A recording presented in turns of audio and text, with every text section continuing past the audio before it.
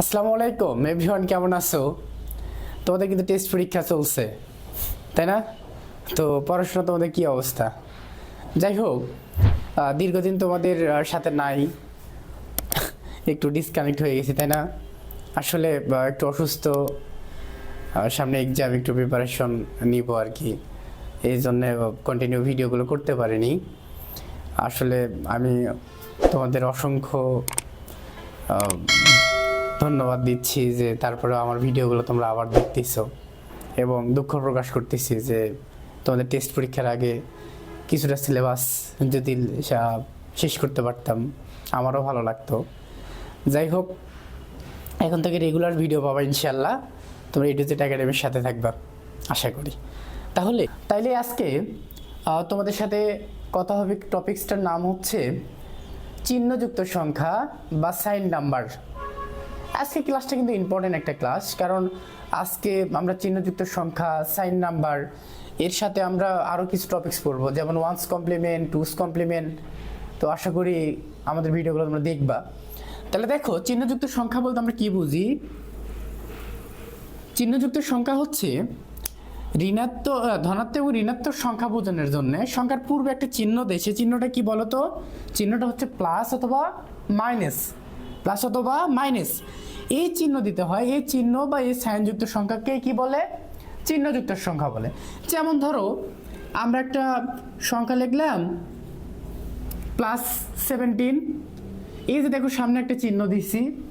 এরপর আমরা আরেকটা লিখতে পারি -17, দেখো এর সামনে একটা কি দেওয়া হয়েছে? একটা সংখ্যাকে ধনাত্মক না ঋণাত্মক এই বোঝানোর জন্য আমরা কি দিচ্ছি? একটা, তার সামনে একটা চিহ্ন দিছি। এই চিহ্নকেই আসলে বলা হয় কি? চিহ্নযুক্ত সংখ্যা। দেখো এই সংখ্যাগুলো যদি আমরা বাইনারিতে রূপান্তর করি, তাহলে বাইনারিতে কি হয়? বাইনারিতে দেখো, আমরা বাইনারিতে ধরো 8 বিট রেজিস্টার ব্যবহার করব। রেজিস্টার কি? রেজিস্টার হচ্ছে অসংখ্য ফ্লিপ ফ্লপ দ্বারা গঠিত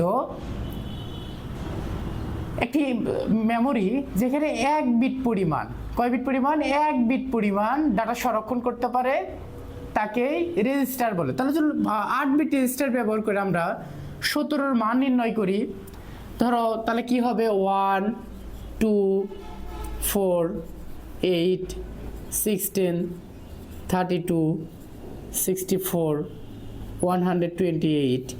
এই যে দেখো, আমরা এখন বাইনারি মান বের করব। কার বাইনারি মানটা বের করব? হচ্ছে 17-এর। তাহলে দেখো কি লাগতেছে?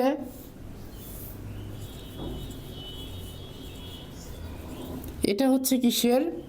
17-এর হচ্ছে বাইনারি মান। তাহলে কি? 0 0 0 1 0 0 0 1। এই যে দেখো, এটা কিন্তু চিহ্নযুক্ত সংখ্যার হচ্ছে ধনাত্মক মান। আমরা বাইনারি সংখ্যার ধনাত্মক বা ঋণাত্মক কেমনি বুঝবো? চিহ্নযুক্ত সংখ্যার ধনাত্মক এবং ঋণাত্মক বোঝার জন্য এখানে ভাগ করা হয়, এটাকে বলা হয় মান, এইটাকে বলা হয় চিহ্ন।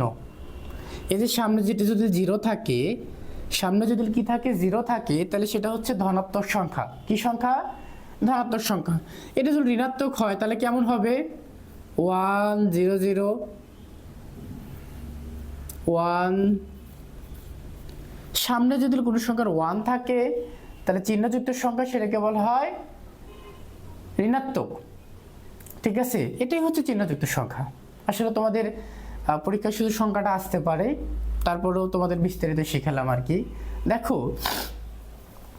তোমরা শুধু পরীক্ষার মতো একটা প্রিপারেশন নিও না, জাস্ট পরীক্ষায় আসবে সেইটুকুই পড়বা এমন না। আসলে জিনিসগুলো তোমাদের খুঁটিনাটি জানা দরকার, তাহলে দেখবা পরবর্তী সময়ে তোমাদের কাজে লাগবে আশা করি। তাহলে চলো দেখি একের পরিপূরকের একের পরিপূরক বা 1's কমপ্লিমেন্ট।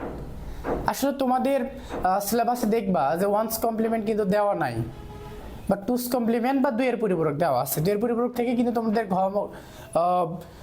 ঘ প্রশ্নে কিন্তু থাকে। সৃজনশীলে দেখবা ঘ নাম্বারে পরিপূরক থেকে একটা প্রশ্নের সম্ভাবনা খুবই বেশি।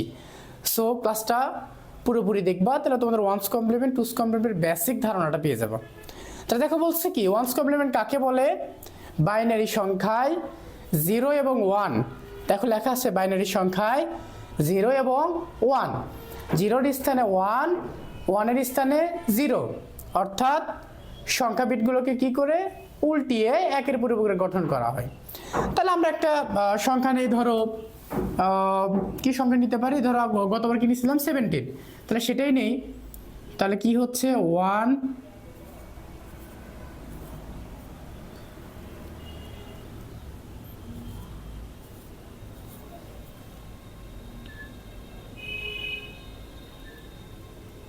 আচ্ছা দেখো, তাহলে আমরা ধরো এখানে একটা 17-এর কি নিলাম, একটা 17-এর আমরা বাইনারি সংখ্যা নিলাম।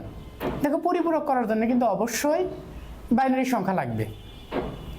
তাহলে ও 1's কমপ্লিমেন্ট কি বলছে, 1's কমপ্লিমেন্ট বলছে যে 0 থাকলে 1, 1 থাকলে 0, সংখ্যা বিটগুলোকে কি করব আমরা উল্টাবো। দেখো কি আছে 1 আছে, তাহলে কি হবে 0, সরি 0 আছে 1, 1, 1, 0, 1, 1, 1, 0। এই যে দেখো সংখ্যা বিটগুলোকে উল্টাইছে, এটাকে বলা হয় কি, এটাকেই বলা হয় 1's কমপ্লিমেন্ট। ঠিক আছে, এটাকে বলে কি 1's কমপ্লিমেন্ট। তোমাদের 1's কমপ্লিমেন্ট কিন্তু থাকবে না, ঠিক আছে।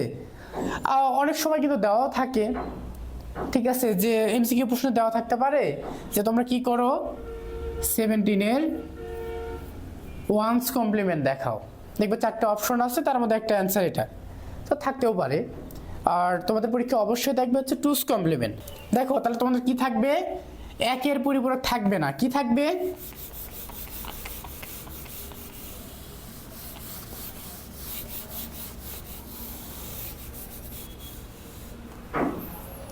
তোমাদের থাকবে হচ্ছে 2-এর পরিপূরক বা 2's কমপ্লিমেন্ট। খুব মনোযোগ দেখবা যে আসলে 2's কমপ্লিমেন্ট কিভাবে করা হয়, ঠিক আছে। 2's কমপ্লিমেন্টের জিনিসটা কি, 2's কমপ্লিমেন্ট হচ্ছে এক কথায় বলতে পারি আমরা যে 1's কমপ্লিমেন্টের সাথে যদি 1 যোগ করি বা একের পরিপূরকের সাথে যদি 1 যোগ করা হয় তাহলে 2-এর পরিপূরক হয়, ঠিক আছে। চলো দেখি তাহলে কি বলছে, বলছে হচ্ছে 1's কমপ্লিমেন্ট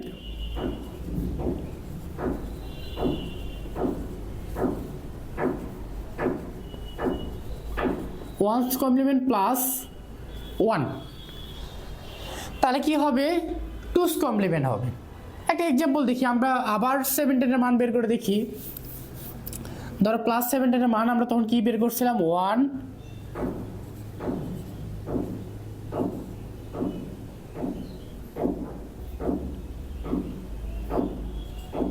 এটা কি বের করছিলাম আমরা, শুধু বাইনারি মান। এর জন্য আমরা কি বলছি যে আগে 1's কমপ্লিমেন্ট করতে হবে, তার সাথে 1 যোগ করলে 2's কমপ্লিমেন্ট হবে।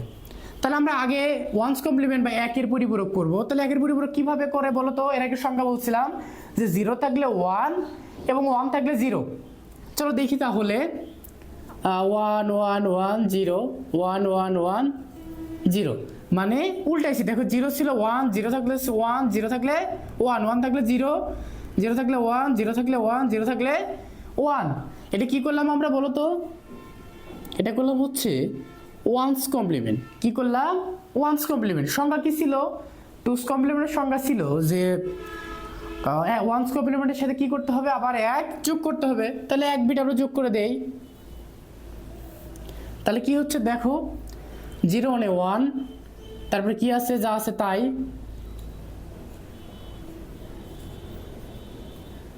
তাহলে এটা কি করলাম আমরা 2's কমপ্লিমেন্ট। খুবই সহজ না, আশা করি তোমরা বিষয়টা বুঝছো।